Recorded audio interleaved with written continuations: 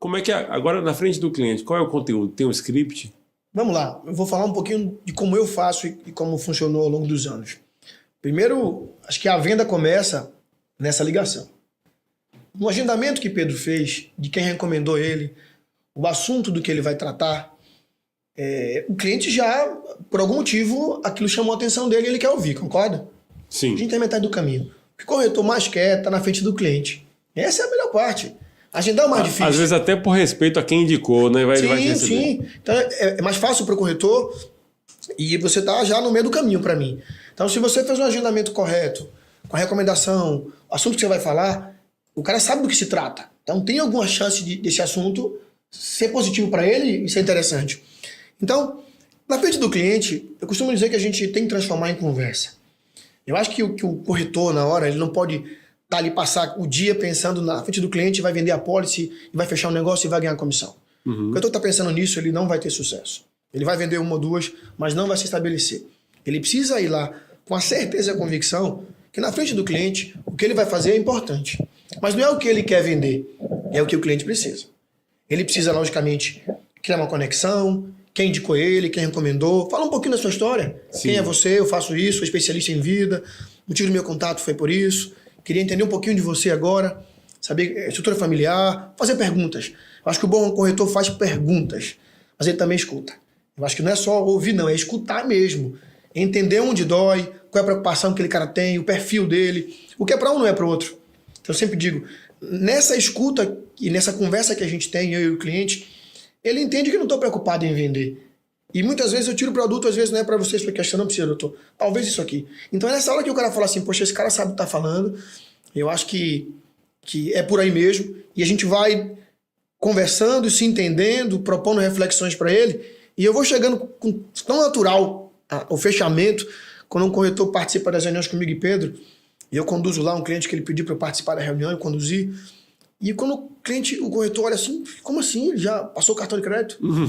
Eu não perguntei se ele vai fechar, eu não perguntei. Eu já entendi que o processo foi feito corretamente.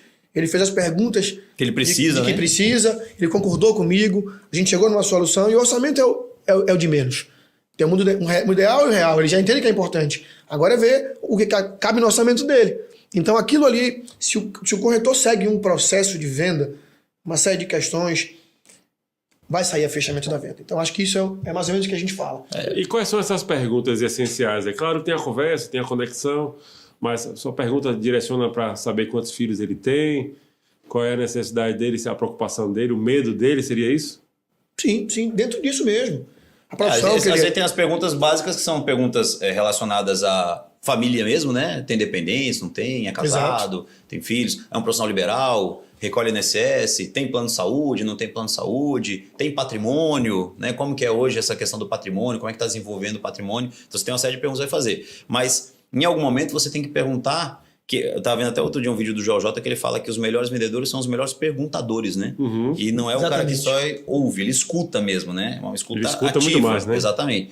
E aí você tem que perguntar, as perguntas que eu sempre faço são, se você descobrir que ele tem dependentes financeiros, que não necessariamente são filhos, né? Pode ser uma irmã, pode ser o pai, pode ser a mãe. Sim. Se você não tivesse mais aqui hoje, na sua falta, além da perda emocional, qual seria o impacto financeiro na vida da sua família? Pergunte os nomes dos filhos, dos dependentes, na sua falta, na sua ausência. Hoje é Maria ou João. Começa a citar o nome do filho. Exato. Maria ou João, como é que seria hoje? Na escola que você falou que eles estudam, qual seria o impacto hoje? Se ele diz que é o único provedor financeiro da casa, o cara vai e deixa o silêncio. Deixa que aquilo ele vai engolir seco aquilo ali. Então, se o cara de fato se preocupa com a família, eu sei que se preocupa, se você fizer a pergunta da forma correta, no tom correto, deixa agora o silêncio.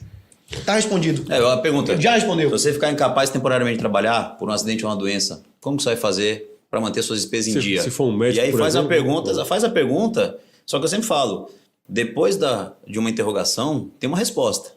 Se não adianta você perguntar e já responder. Já respondeu. Eu fiz um treinamento Houve a resposta, né? Exatamente. Eu fiz um treinamento uma vez com uma corretora e ela estava muito ansiosa, muito nervosa, a coisa não estava acontecendo e tudo mais.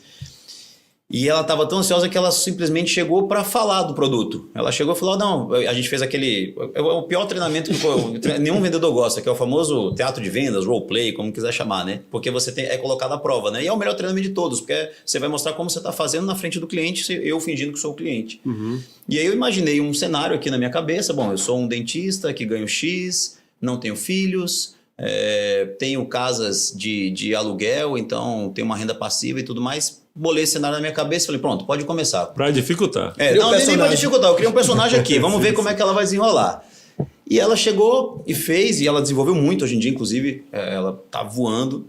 Aí ela começou assim, então, tudo bem? Eu já sabia que eu era dentista, né? Também, doutor, como é que você tá? Não sei o quê. Então, olha, eu represento a empresa tal, isso aqui, e para você eu tenho isso. Eu tenho o DIT, eu tenho isso, eu tenho aquilo outro, funciona assim, funciona assim. Aí você vê que tecnicamente ela sabia tudo. Ela sabia como é que funcionava o DIT, carência, condição geral, risco excluído, doenças graves, ela sabia tudo. Mas quando terminou, eu falei, não tenho interesse não. Mas por quê? Aí eu fiz exatamente por quê que eu não queria, que era exatamente o que eu deveria ter falado lá atrás. Então, de repente, o que eu queria propor naquele momento, né? Aquele cliente não era um cliente que precisava de um DIT, por exemplo, numa diária de incapacidade temporária. Ele não se preocupava tanto com isso, porque ele tinha já uma renda passiva para manter as contas em dia. Mas ele se preocupava, por exemplo, com algo mais grave, como uma doença grave, como uma invalidez permanente. Então, assim, não adianta, o corretor ele tem que segurar a ansiedade dele. Não adianta ele sair como uma metralhadora, passando um monte de informação, que é o que ele quer passar, e não escutar o que o cliente precisa. Senão ele vai vender algo que o cliente não quer. Não entende nomenclatura, não entende. O cliente não quer, o cliente não compra capital segurado, benefício, não entende disso. O cliente compra proteção para a família, mantém o legado dele, proteção da renda, proteção patrimonial. Ele compra outra coisa. É o que a cobertura que a gente domina vai entregar em algum momento para ele. Seja na doença grave, seja na ausência dele, manter os filhos na mesma escola, manter tranquilidade financeira, não depender de uma vaquinha, família. Isso. Então é isso que o cliente compra. Então o corretor precisa entender que ele não precisa falar de produto, nem de preço, nem falar de preço muito rápido. Ele precisa falar do que ele tem para oferecer, em que momento aquilo vai fazer diferença na vida do cara, do cliente, né? Não vender característica, né? Vender benefício. É benefício. E aí no final fica mais fácil de conduzir. Eu acho que